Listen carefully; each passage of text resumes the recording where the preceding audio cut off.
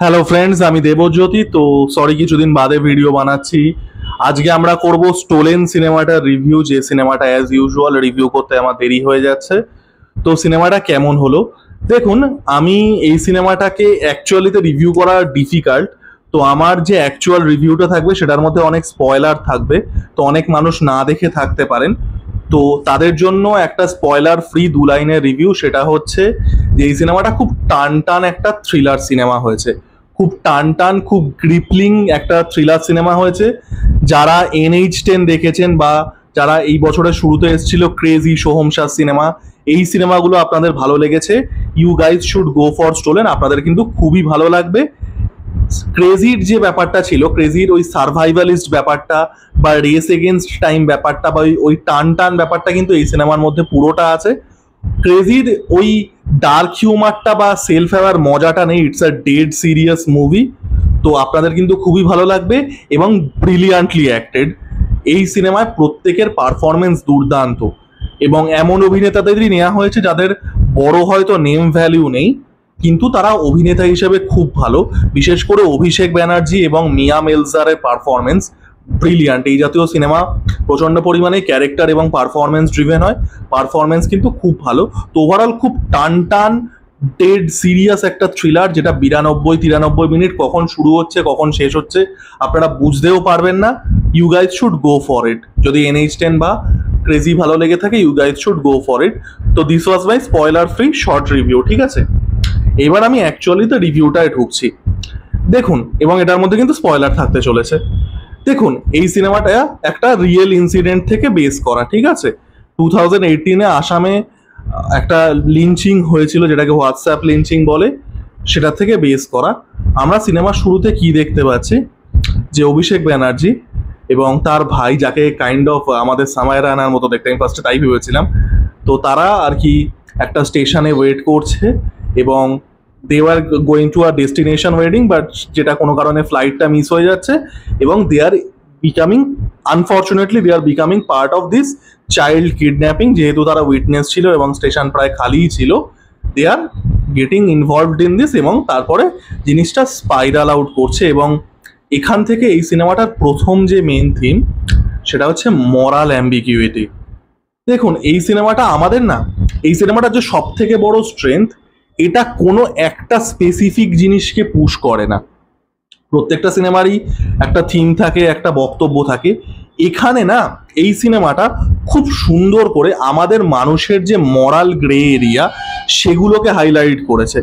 আপনারা যদি এই সিনেমার ক্যারেক্টারগুলো দেখেন, প্রত্যেকটা ক্যারেক্টারের মধ্যে কিছু ভালো দিক আছে, কিছু খারাপ দিক আছে, এবং তাদের প্রেজেন্টেশনটাও এরকম কিন্তু নয় যে আপনি তাদেরকে পুরোপুরিভাবে রুট করবেন, এরকম নয় যে আপনি তাদেরকে পুরোপুরিভাবে ডেসপাইজ করবেন। তো এই একটা জিনিস আমরা মিয়া মেলজারের ক্যারেক্টারটা দেখতে পাচ্ছি, যে তার বাচ্চা চুরি হয়ে গেছে। তারপরে কোয়েশ্চেন করা হচ্ছে যে তার বাচ্চা হয়তো নাও হতে পারে, he or she may be involved in this kidnapping. তার একটা মরাল গ্রে এরিয়া। এবার আমরা অভিষেক ব্যানার্জি এবং তার ভাইয়ের, যার পারফরমেন্সও খুবই ভালো, অভিনেতার নাম আমি জানি না, আমরা তাদেরকে দেখতে পাচ্ছি। একজন কি করছে, একজন প্রচন্ড পরিমাণে passive. He does not want to, Abhishek Banerjee does not want to get involved in this. তার ভাই ইনভলভ হচ্ছে। এবার পর্তুগিজে একটা খুব সুন্দর সেইং আছে, সেটা হচ্ছে, পর্তুগিজ থেকে ইংলিশে ট্রান্সলেট করলে দাঁড়ায়, এবং এটা ইংলিশ ট্রান্সলেশনটা সবাই শুনেছেন, সেটা হচ্ছে the road to hell is paved with good intentions. তো এক্স্যাক্টলি অভিষেক ব্যানার্জির ভাইয়ের ক্ষেত্রে তাই হচ্ছে। He had all the best intentions in the world, কিন্তু a series of misfortunes are happening to him. এবং অভিষেক ব্যানার্জি যে ফার্স্টে এর থেকে দূরেও থাকছিল, তো সেও কিন্তু আনফর্চুনেটলি এটার মধ্যে জড়িয়ে পড়ছে। তো এই যে অ্যাক্টিং আপন, আমাদের সিনেমাতে আমরা দেখেছি যে এই যে লোকটা, এই যে একটা সেভিয়ার ন্যারেটিভ, যে লোকটা বাঁচায়, যে লোকটা ইন্টারভিন করে, যে লোকটা অ্যাক্ট আপন করে, এখানে কিন্তু ওই জিনিসটাকে এন্ডোর্স করা হয়নি। It like deals with that grey area, যে অ্যাক্টিং আপন করা কি সবসময় ঠিক বা ঠিক নয়। Eventually Abhishek Banerjee is also acting আপন, সেটা অন্য ব্যাপার, বাট এটা কিন্তু মরাল গ্রে এরিয়াতে ডিল করে। এবং আনফর্চুনেটলি এই দুটো মানুষই, বিকজ দে অ্যাক্টেড আপন, বিশেষ করে অভিষেক ব্যানার্জির ভাইয়ের ভূমিকায় যিনি আছেন, they are becoming they are becoming a victim of a mob lynching. এবং এখান থেকে এই সিনেমার সব থেকে বড় যে থিমটা সেটা হচ্ছে মব মেন্টালিটি। দেখুন, এটা 2018 সালে আসামের একটা ঘটনার ওপরে বেস করা। সেই ঘটনাটা ছিল হচ্ছে যে হোয়াটসঅ্যাপে ফরওয়ার্ড দিয়ে দুজন মানুষকে আর কি, টু পিপল ওয়ার লিঞ্চ, সেখানে কিছু সিরিজ অফ কিডন্যাপিং হয়েছিল আসামের একটা জেলার, কাইলগ অ্যাংলং এরকম কিছু একটা নাম, আমি নামটা এক্স্যাক্টলি মনে করতে পারছি না জায়গাটার। তো সেখানে there were a series of child disappearances, এবং সেখানে কি হচ্ছে, পাবলিকের মধ্যে একটা প্যারানয়া তো কাজ করছে, কারণ যখন একটা বাচ্চা কিডন্যাপ হচ্ছে, this is not a individual trauma, this is a collective social trauma. তো সেখান থেকে কি হচ্ছে, সেখান থেকে তারা কি দুটো মানুষকে হোয়াটসঅ্যাপে রেকর্ড করছে, সেটা ওয়াইল্ড ফায়ারের মতো স্প্রেড হচ্ছে, এবং two people are beaten to death. ঠিক আছে, two people are lynch to death, আপনারা গুগলে গিয়ে চেক করতে পারেন। সেখান থেকে এই ইনসিডেন্টটা বেস করা হচ্ছে। ঠিক আছে, এই যে মব মেন্টালিটি, যখন মব মেন্টালিটি কখন আসে, মব মেন্টালিটি আসে একটা অবশ্যই প্যারানয়া থেকে। যখন কোনো বাচ্চা কিডন্যাপ হচ্ছে, এবং আমাদের বারাসাতেও গত বছর এরকম একটা কেস হয়েছিল, মানুষের প্যারানয়া এবং মানুষের যে বাড়ির রেজ আছে, দুটোর ওয়েপেনাইজেশন হচ্ছে মব মেন্টালিটি। আপনি যখন একটা এমন কোনো ঘটনা ঘটছে যেটা socially as a collective heart করছে, তখন কিন্তু এই মব মেন্টালিটিটা বেরিয়ে আসে, এবং সেটা আপনাকে ইন্ডিভিজুয়াল লেভেলে এফেক্টও করতে হবে না। দেখবেন রাস্তায় যখন কোনো পকেট মার ধরা পড়ে, সবাই গিয়ে উত্তম মধ্যম দিয়ে এলো, they have nothing to do with it, তারা ভিকটিম নয়ও, বাট ওই কালেকটিভ প্যারানয়া, ওই বারিড রেজ, সেই রেজটা হয়তো অন্য জায়গা থেকে এসেছি, it has nothing to do with the pickpocket, কিন্তু সে গিয়ে 10 ঘা দিয়ে এলো। এই যে মব মেন্টালিটি, এবং যেটা এখনকার দিনে প্রচন্ড পরিমাণে বেড়ে গেছে, এবং এটাকে কিন্তু ভীষণভাবে ওয়েপেনাইজ করা যায়। You can weaponize with half truths, you can weaponize this with misinformation, এবং এই যে কালেকটিভ প্যারানয়া এবং তার থেকে কালেকটিভ একটা রেজ, এবং সেখান থেকে কি হচ্ছে, মব তৈরি হচ্ছে, mob out of ordinary people. এই জিনিসটা কিন্তু এই সিনেমায় দুর্দান্তভাবে দেখিয়েছে।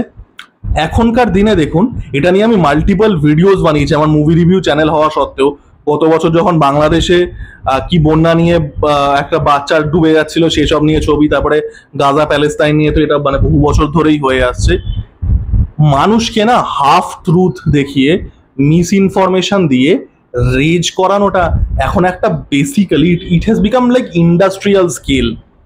আমরা এটা সব সময় দেখতে পাই যে মানুষকে আমরা রাগাবো, এবং মানুষ রেগে গেলে কি হবে, the mob will target that person. তার মধ্যে জাস্টিফিকেশন আছে না আছে, কতটা সত্যি কতটা মিথ্যে, কে দোষী কে দোষী নয়, কেউ দেখবে না। আপনি যদি রাগাতে পারেন, আপনি যদি ওই মানে ম্যাচস্টিক্সটা জ্বালাতে পারেন, সলতেরা যদি আগুনটা জ্বালিয়ে দিতে পারেন, দেন সব শেষ। আমরা রিসেন্টলি দেখলাম শর্মিষ্ঠা পালোনির ক্ষেত্রে, আবারও it's a example of mob mentality, যে একটা জিনিসকে ইনস্টিগেট করা হচ্ছে, একটা জিনিসকে মানুষের কালেকটিভ রেজ, মানুষের প্যারানয়া, মানুষের কোথাও গিয়ে তাদের যে সফট স্পটগুলো আছে, ইট ইজ বিং ওয়েপেনাইজড, এবং সেটা কিন্তু সব সময় হচ্ছে। আমরা কিন্তু এখানে সেটাই দেখতে পাচ্ছি, দুজন মানুষ হোয়াটসঅ্যাপ ফরওয়ার্ড তারা পেয়েছে, তারা জানেও না কোথায় কি হচ্ছে, কে ভিকটিম, কোনটা সত্যি কোনটা মিথ্যে। They are attacking Abhishek Banerjee, his brother, এবং এই যে মিয়া মেলজারের যে ক্যারেক্টারটা ছিল, and they are basically getting beaten to death. তার ভাই, his brother is beaten to death, এবং অভিষেক ব্যানার্জি এবং মিয়া মেলজারকেও they are beaten at the inch of their life. এই যে বিষয়টা মব মেন্টালিটি, এবং এই মব মেন্টালিটির আরও একটা ড্রিভেন বিষয় থাকে, সেটা হচ্ছে ভিজিল্যান্টি জাস্টিস। এই যে আমাদের মানুষের মধ্যে না খুব অদ্ভুত কিছু কিছু মরালিটি কাজ করে, যে সোসাইটি এটা করতে পারছে না, আমি চলো জাস্টিস দিয়ে দিই। তো এই যে এবং আমাদের এই ভিজিল্যান্টিজম না খুব রোম্যান্টিক একটা জিনিস। আপনারা দেখবেন যখন ভিজিল্যান্টি জাস্টিস ব্যাপারটা সিনেমাতে হয়, উই ফিল ভেরি এম্পাওয়ার্ড, এবং আমরা খুব রিলেট করতে পারি। কারণ কি, কারণ আমাদের জীবনে এটা হয় না। তো এই ভিজিল্যান্টিজম নিয়ে একটা রোম্যান্টিজম কিন্তু প্রত্যেকটা মানুষের মধ্যে থাকে। এবার এই মব মেন্টালিটিটা যখন ভিজিল্যান্টি জাস্টিস, এবং এই যে the romanticism of vigilante justice, যেটা সিনেমাতেও আমরা দেখি, দুটো মিলে যাচ্ছে, কি হচ্ছে, পিপল আর অ্যাটাকিং ওয়ান অ্যানাদার। আমি আপনাদেরকে খুব ভালো একটা সিনেমা সাজেস্ট করছি, সেই সিনেমাটার নাম হচ্ছে এম, ফ্রিটজ ল্যাংয়ের সিনেমা, 1931-এর ব্রিলিয়ান্ট ফিল্ম। এবং এই সিনেমাটার সাথে খুব সারপ্রাইজিং মিল আছে। অ্যাকচুয়ালি ওই সিনেমাটার গল্প হচ্ছে যে শহরে একটা চাইল্ড সিরিয়াল কিলার ঘোরাফেরা করছে এবং সে বাচ্চাদেরকে কিডন্যাপ করছে। এবং এই যে স্পেসিফিক ঘটনাটা দেখাচ্ছে, হি ফার্স্ট অ্যাবডাক্টস আ গার্ল, তারপরে তার মৃতদেহটা পাওয়া যাচ্ছে। এবার পুলিশ বা গভর্নমেন্ট কিছু করতে পারছে না, তো এই যে সোসাইটিটা, এই যে শহরটা, দে আর ক্রিয়েটিং আ মব, এবং এই যে চাইল্ড কিলারটাকে তাকে জাস্টিস দিচ্ছে। এখানে আমরা মব মেন্টালিটি এবং ভিজিল্যান্টি জাস্টিস সেটার একটা পজিটিভ সাইড দেখতে পাচ্ছি। এখানে আমরা যেটা দেখতে পাচ্ছি সেটা হচ্ছে এটার একটা নেগেটিভ সাইড। ঠিক আছে, যে মব মেন্টালিটিটা যখন আপনি ওয়েপেনাইজ করে দিচ্ছেন, when it is defend by propaganda, আমি এটা প্রথমেই বললাম শর্মিষ্ঠা পালোনির ক্ষেত্রে ইটস দ্য বেস্ট এক্সাম্পল, এই জিনিসটা কিন্তু দেখতে পাচ্ছি। এবং আরো একটা জিনিস সেটা খুব ভালো এই সিনেমাটা করে, সেটা হচ্ছে the violence being the tool of the oppressor. দেখুন, এখানে আপনাদেরকে বুঝতে হবে এখানে কিন্তু একটা ক্লাসের ব্যাপার আছে। There is a very strong class element to it, যে যখন একজন মানে যে সাসপেক্ট সে একজন ডেইলি ওয়েজ ওয়ার্কার, সে একটা সার্টেন ওয়েতে কথা বলে, তাকে একটা সার্টেন ওয়েতে দেখতে, সে একটা সার্টেন ওয়েতে ড্রেস করে, তার যে ট্রিটমেন্টটা এবং অভিষেক ব্যানার্জি বা তার ভাইয়ের ট্রিটমেন্টটা, তারা কোট অ্যান্ড কোট সোসাইটির হায়ার ক্লাসে বিলং করে, ইট ইজ কমপ্লিটলি ডিফারেন্ট। এবং আমরা লাস্টে গিয়ে কি দেখতে পাচ্ছি, এই যে মিয়া মেলজারের ক্যারেক্টারটা, eventually she was the surrogate mother to her child, but তাকে বিক্রি করে দিতে হচ্ছে তার পেটের দায়। She is taking the matter in her own hands. এখানেও কিন্তু একটা form of vigilante justice, but that vigilante justice it not romanticized. এটা কি হচ্ছে, she is taking violence as the tool against operation. তো এই জিনিসগুলো খুব সুন্দর দেখিয়েছে।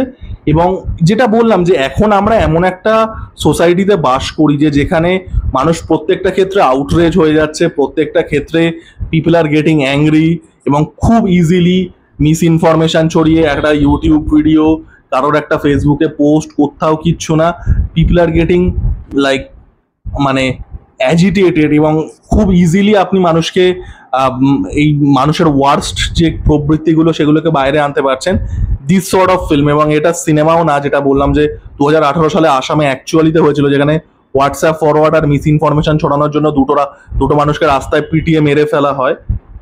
তো মানে কোথাও গিয়ে না এই সিনেমাগুলো একটা সোসাইটাল দর্পণ দেখায়।